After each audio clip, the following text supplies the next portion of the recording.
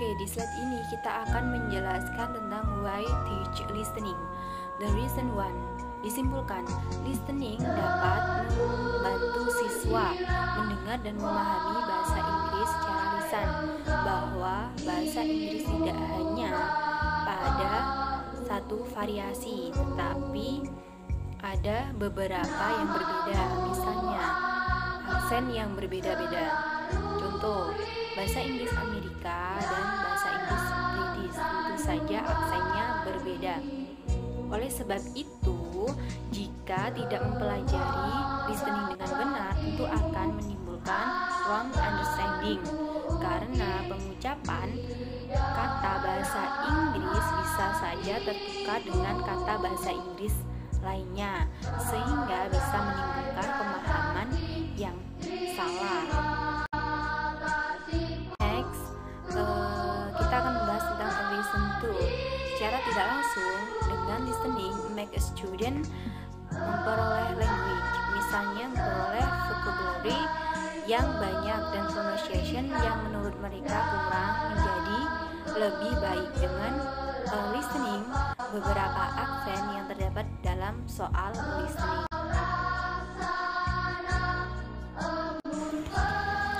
Okay, next slide is what kind of listening should student do? Mendengarkan seperti apa yang harus dilakukan oleh siswa. Listening material is just as fast listening as it is in reading. Listening demands listener engagement too. Everything depends on level and the kind of tasks that go with a tape.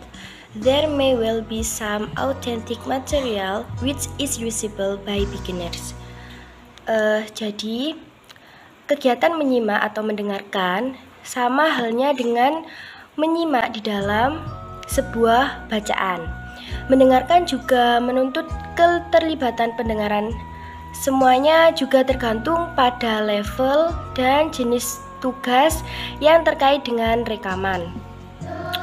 Jadi bisa disimpulkan di slide ini adalah mendengarkan yang baik yang harus dilakukan siswa adalah ketika siswa dapat memperhatikan pembicaraan seseorang atau seorang guru, memproses apa yang dikatakan pembicara dan merespon dengan tepat.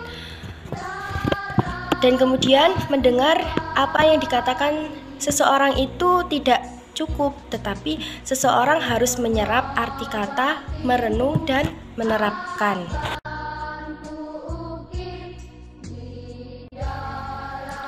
Oke, next slide is what's special about listening. Apa sih yang spesial tentang mendengarkan? Listening is special because spoken language, especially when it is informal, has of unique feature, including the use of incomplete utterance. Unlike reading, listeners to a tape cannot flick back to previous paragraph, reread the headline, stop to because it is special characteristic. Teacher need to ensure that students are well prepared for listening and that they are clearly able to hear what they listen. Jadi yang dimaksud di slide ini adalah mendengarkan itu sangat istimewa. Karena apa? Karena mendengarkan itu menggunakan bahasa secara lisan, terutama dalam bentuk informal. Memiliki sejumlah fitur unik termasuk penggunaan ucapan yang tidak lengkap. Tidak seperti membaca, mendengar itu dapat mengembalikan memori kita sebelumnya. Contoh membaca ulang judul. Karena itu mendengar itu juga memiliki karakteristik khusus. Guru perlu memastikan bahwa siswa di dalam pendengaran mereka mampu mendengarkan dengan baik. Jadi dapat disimpulkan bahwasanya mendengar atau listening itu penting, apalagi terhadap seorang siswa. Dikarenakan seseorang tanpa diiringi dengan kemampuan mendengar, maka komunikasi tidak bisa berjalan secara efektif. Kita membahas tentang prinsip dalam teaching of listening. Jadi apa saja sih prinsip-prinsip dalam pembelajaran listening? Yang pertama yaitu the tape recorder is just as important as the tape. Jadi ketika kita akan memulai pembelajaran listening, alat-alat yang akan kita gunakan itu juga sangat perlu dipersiapkan, yaitu seperti ketika kita memutar audio, jadi kita harus menggunakan pengeras suara, atau misal kita tidak menggunakan earphone, kita bisa menggunakan sound untuk pengeras suara. Itu yang pertama. Selanjutnya yaitu preparation is vital. Jadi persiapan itu maksudnya persiapan untuk diri kita sendiri. Kita sebagai pendidik kita harus mempersiapkan diri kita sendiri sebelum melakukan pembelajaran. Yaitu untuk apa? Untuk apabila ketika nanti dalam proses pembelajaran ada sebuah kendala, yaitu misal ada kebisingan dalam kelas atau kebisingan dari luar kelas. Jadi kita sebagai pendidiknya kita harus siap untuk membantu memahamkan siswa dalam proses pembelajaran. Kemudian once will not be enough. Jadi ketika memutarkan audio kita tidak cukup hanya memutarkan satu kali. Jadi kita harus memutarkan 2 atau 3 kali. Karena kefokusan manusia itu hanya sampai 8-10 menit saja, kurang lebih segitu. Jadi kita harus memutar audio ulang agar siswanya lebih bisa memahami apa yang didengar.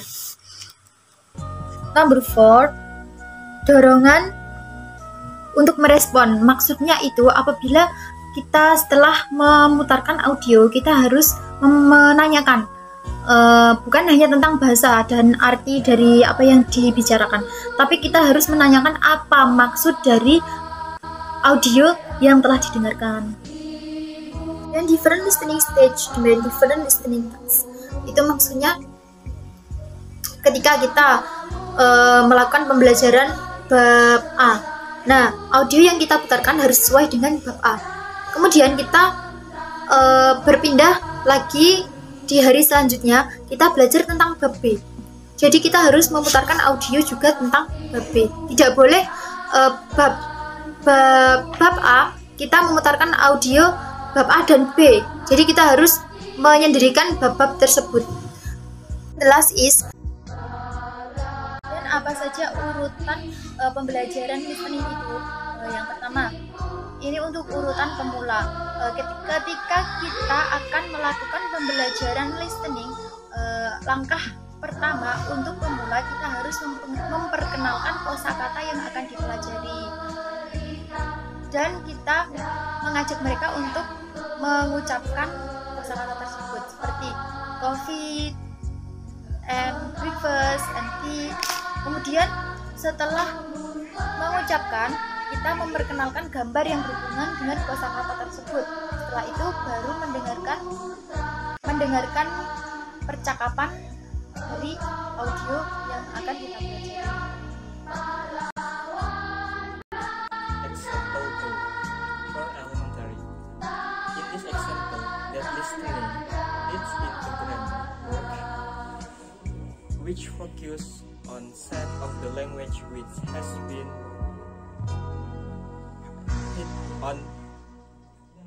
heard on the work.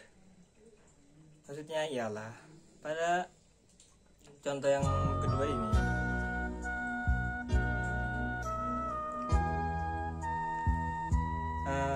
mendengarkan itu juga mengarahkan ke pekerjaan bahasa yang berfokus pada beberapa bahasa yang telah didengar di misalnya kaset dan lain sebagainya. Dan para siswa membaca dan mendengarkan paragraf tentang orang-orang di dalam foto. Kemudian mereka bertanya serta juga menjawab pertanyaan tentang orang-orang di dalam gambar tersebut. Yang berikutnya yaitu example 3, intermediate. Pada this example shows how listening the picture. People asking how much and the others. Maksudnya ialah contoh ini menunjukkan bagaimana orang itu bertanya kepada Anda. atau bahasanya itu praktik mendengarkan, tentang orang-orang bertanya kepada Anda berapa penghasilan Anda, pentingnya mengatakan tidak pada tawaran, bantuan yang kedua, menggunakan tangan kanan hanya untuk menangani makanan dan tidak untuk menutup wajah atasan dan lain sebagainya. Urutannya dan yaitu dengan mengajak siswa mencoba mencocokkan praktik budaya dengan berbagai negara lainnya. Okay, selanjutnya what do listening sequence look like? So example for upper intermediate. Okay, this example for upper intermediate student, the teacher is faced with the problem of wanting to use a long tape segment which is complex and contains. Untuk yang keempat, example keempat, di tingkat upper, di tingkatan atas lagi tentang intermediate. Jadi mereka akan sebutkan sebuah problem of wanting to use a long tape segment which is complex and contains. Jadi secara kompleks dan terus secara konteks. Okay, so you guys, this is our conclusion about this presentation. Is in this chapter we know that the needs, level, and interest of student will determine the type of listening a teacher use. Jadi tanpa kita bisa menafikan bahwa adanya ketertarikan dan adanya level dan kesenangan bagi siswa dalam mempelajari, dalam mengisi soal listening tergantung dengan sang guru dalam mengaplikasikannya. Okay guys, jadi it's important for us is bagaimana kita how to be the teacher with the good test, the good questionnaire, and the good needs and level soal yang sangat-sangat bermutu. Sekian.